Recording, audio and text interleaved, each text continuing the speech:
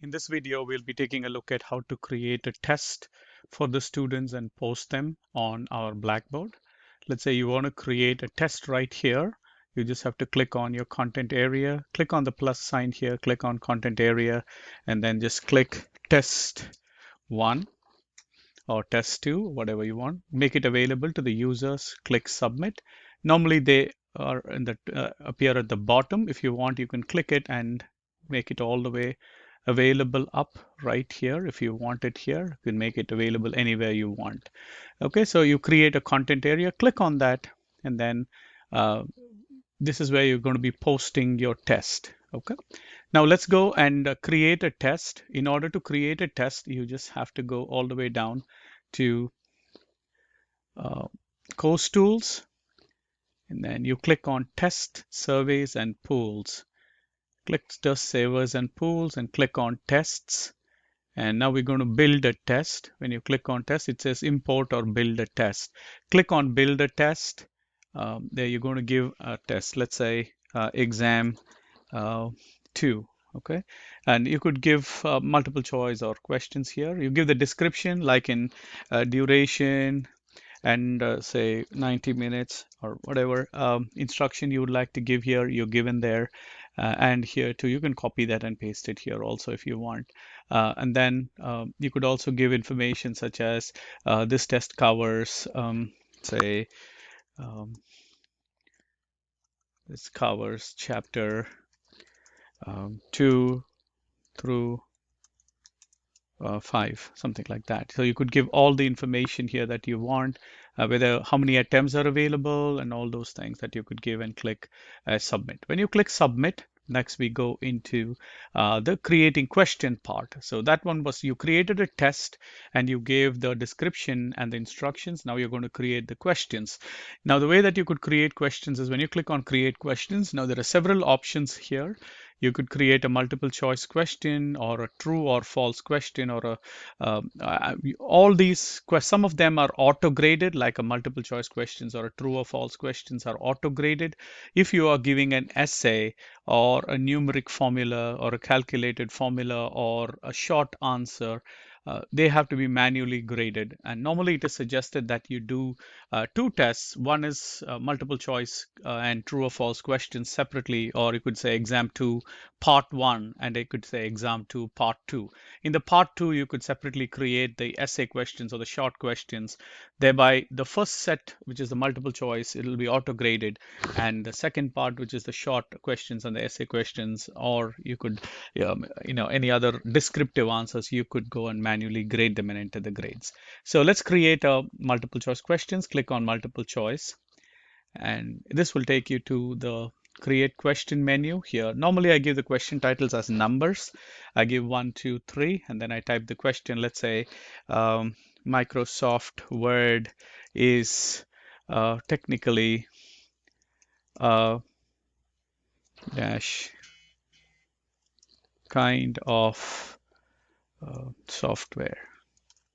So I could go down and give the options. Here you could give the numbers. Let's say if you want the answers, the multiple choice to be in alphabets A, B, C, select that. And then I always click show answers in random order. So every time the student or each student look at an answer, the A, B, C, D choices available to the students will be in random order. They keep changing. And if you have more than 4 answers, by default, it's always 4. If you want to have 5, you just have to select 5 here. So you will have 5 options here to enter. Okay, so I'm just going to leave it as 4. So I'll leave it as 4.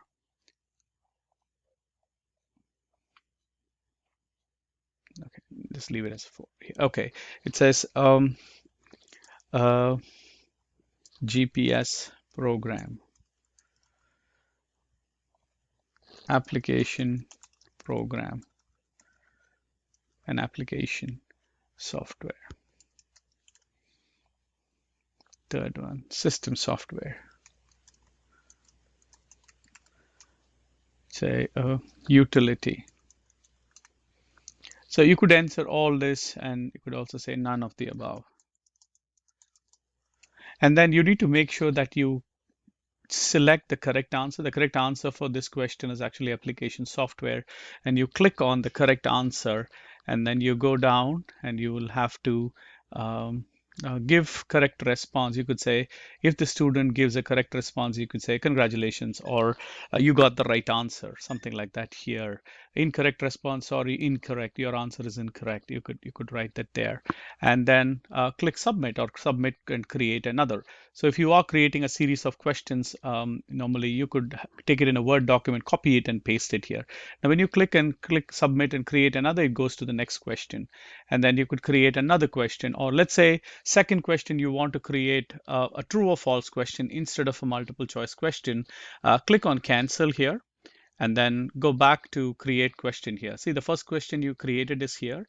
Now this correct question answer will only be revealed to you, not to the students. And if you would like to go and edit the points, you can click on the points and say, let's say I want to give 2 points for each. I click on 2 and say submit. Okay, you could also assign different points for different questions. And now let me go and create a true or false question. Now I'm going to add it to it. So the title will be number 2 because it's the second question, and the question text is here. Okay, let me say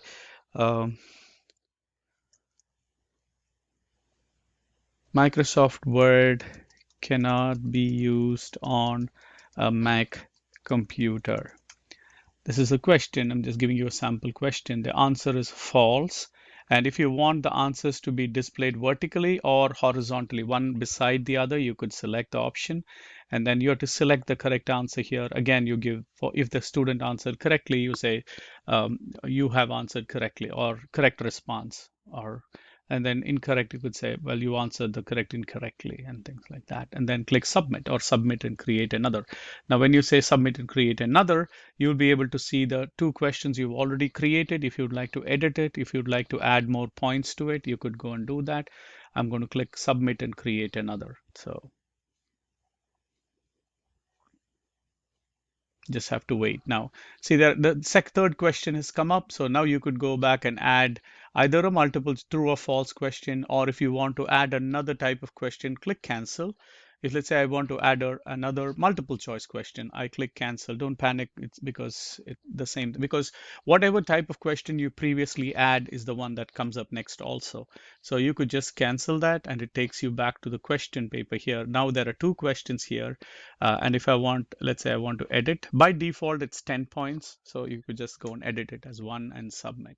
Like that, you could keep adding questions. You could go down all the way, add a fill in the blank, or add matching questions, or multiple choice questions, or true or false questions. All that you could continue and add.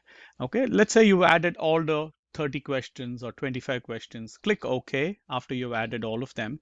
And then now you have your exam 2 here. Now this is all the list of all the tests I've created. Whenever I have time, I just create all the tests, because tests normally take some time to create. So I have created so many tests. Now how to launch this to the student is that, now let's say you go back to your exam, test 1, or let's say I want to have the test on April 1st. I click on this, and on the week, I go down all the way and say assessment, test. I select the test that I've created now. Let's say I created this one. The test 3, I created this, and then I'm going to say submit. Okay, now if you see, that test will show up in that particular week, and I could go and write some description or conditions, or I could just go and correct this here and say test 3, chapters 3 through 5, and then give the duration here. I could say duration is duration 90 minutes, attempts 1, and then I could give other attempts. So it test covers test. Normally the test which should open in a new window, it's much better. Click submit. Now if you see, that test will show up in week of March 30th to here it says that, and the item is hidden to the students. So if you want to make it available to the students, you click on test options, and then make it available to the students. If you see there, it says make available to the students. Normally on the day or 10 minutes, 20 minutes before the test, I make it available to the students. So you could just go down and set a time. You could go set a time and say, make it available to the students at, say, on 1st of April at 5 p.m. You could just set the time and display until, let's say, if you are so you could set the time. Let's say you're giving a 2 hour or a 1 day time for them to take the exam. So you could set the time, let's say on April 1st, from say midnight all the way to um, April 2nd, at 12:30 a.m. And so the test will only show up at this time to the students. And I always try to have a timer for 90 minutes. So if you're giving the students 90 minutes, give them a timer, because when they start the test, they actually a timer shows up here and it counts down. And normally have the auto submission on. So when the student fails to submit it after the end of the time, it will automatically submit it for you. And then you will have, if you're giving multiple attempts, you can click on this and say one or two, or whatever be the case. So, okay, so if you are doing that, you could also do that. Make it available to the students and set the time. Even though you make it available to the students, it will be shown to the students only at this time that you have set here. Okay, normally I do not keep passwords, but if you do, select that and type a password and make sure it is communicated to all the students. I normally do not keep passwords for tests because it is available only at a particular time for the students. And then click submit. Automatically all the settings are stored, and then the student will be able to see the test here. So it will say the item will be hidden for the students until April 1st at 12 a.m. So even though it shows for you, here, if you go and take a look at it on student mode on March 30th to April 5th, it will not show up, because even though the test is ready to be taken, it will not show up here for the students. It will show up exactly on April 1st at 12 a.m. and then it will just disappear just like this after that end of the day. So that's how you post your test in Blackboard, and I hope this helps you. Thank you.